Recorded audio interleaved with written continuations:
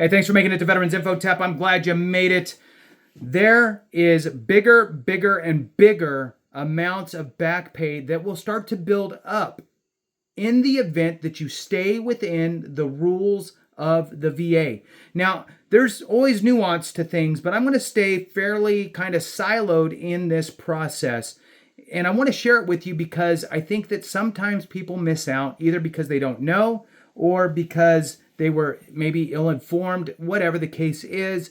Let's just make sure that you understand what is available. In some cases, there might be strategy involved through this process, but the idea here is that the VA process is cumbersome. And sometimes the VA will deny you. Go figure. And sometimes you will need to continue on with your fight for benefits. And as long as you stay within the parameters that the VA gives you, you can preserve an early effective date, thus leading to bigger back pay, which is important. You do not want to miss this. Now, before I jump into it, hit the thumbs up, subscribe, share with a friend, all that good stuff. I truly appreciate it. Every single thumbs up matters. Every single subscription matters. Every minute watched matters. All of those things matter in the big picture, and I do appreciate all of your support. Thank you, to all of you members. I really do appreciate you. I do my best to get back to you in the comments as well. Sometimes there's a delay, and I apologize for that. Try my best to get back to you somewhat timely. Before we jump in further, I want to throw out two things. If you can't find competent, credible, accredited, free representation, it's always suggested do that first. We are not saying nobody else can help you but us. I mean, go find that. Go there and do that. That's what you should do. In the event that you can't, we are here to help. Evidence-based VA claims. We have former trainers at the VA training raters. We have former raters from the VA.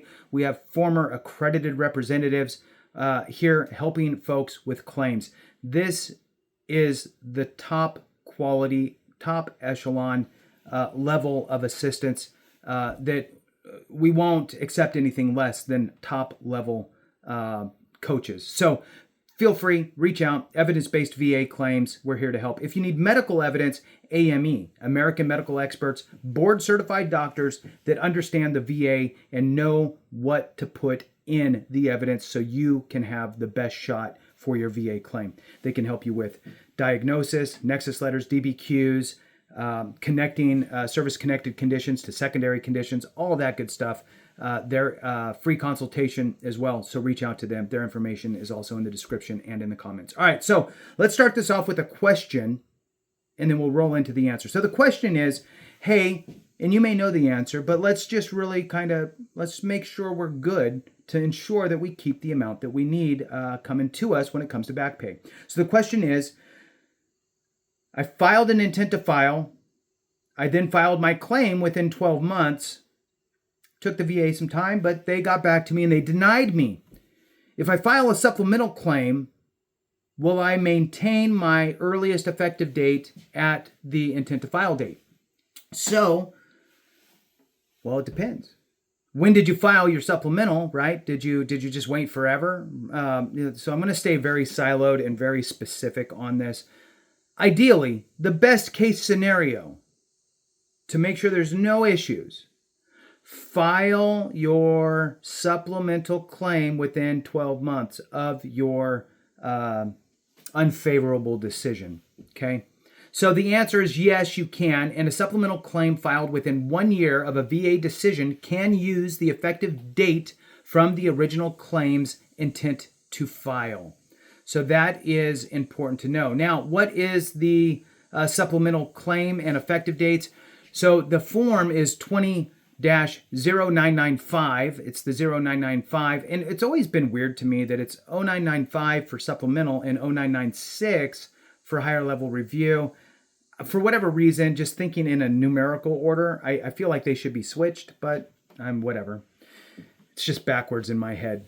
So anyway, moving forward, supplemental claim, when a VA claim is denied, a veteran can file a supplemental claim using the VA form 20-0995 to reopen the case with new and relevant evidence. Okay, So typically they're denying you for a reason, right? That reason commonly could be nexus. You are missing the nexus. This is where AME would come into play.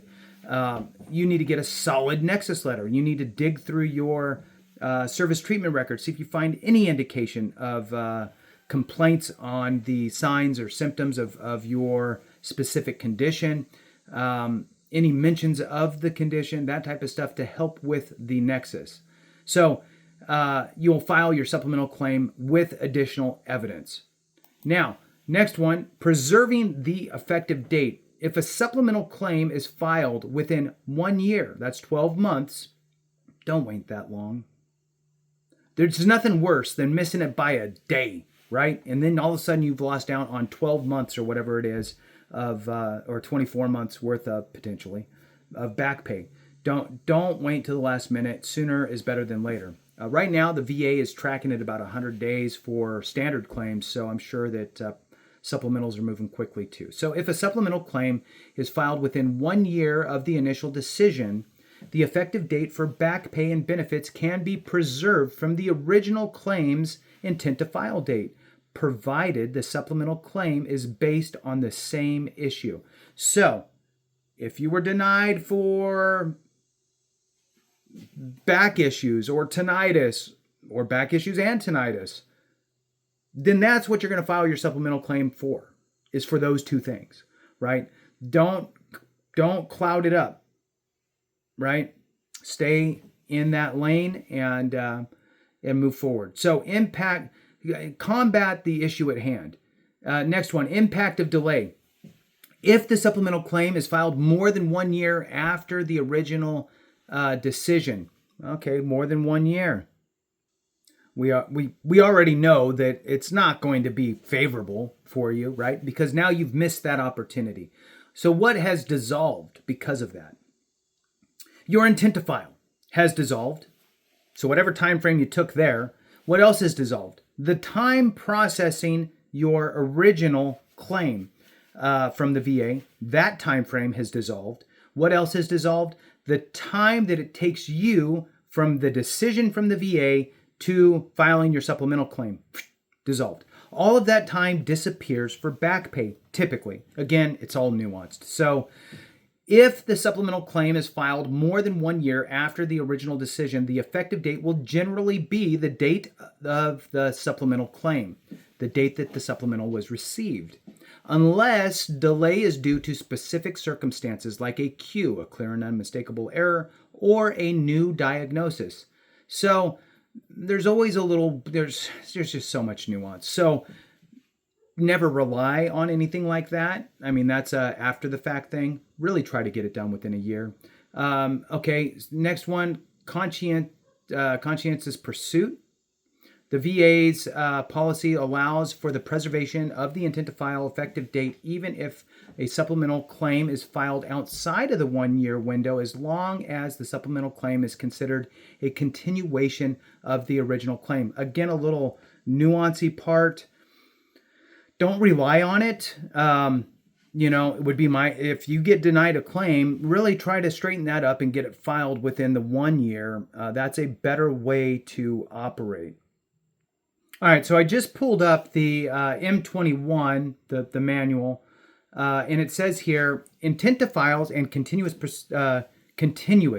pursuit, not conscientious pursuit, first of all, continuous pursuit in supplemental claims. So effective July 30th, 2021, an ITF filed within 1 year of notification of a VA decision may operate and maintain continuous pursuit if the ITF is followed by a complete supplemental claim, even if the supplemental claim is filed after the 1 year period following notice of decision.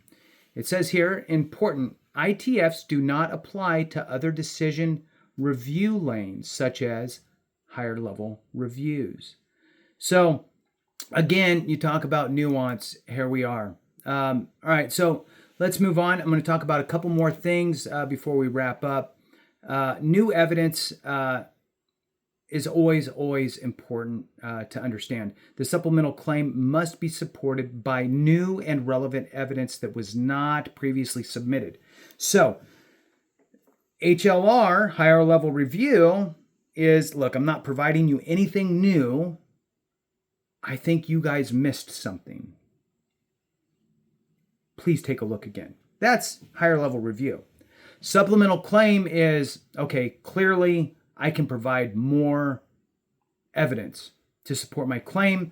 Let me work on that. Let me get that evidence together that I did not submit prior and pull that in and submit that with my supplemental claim.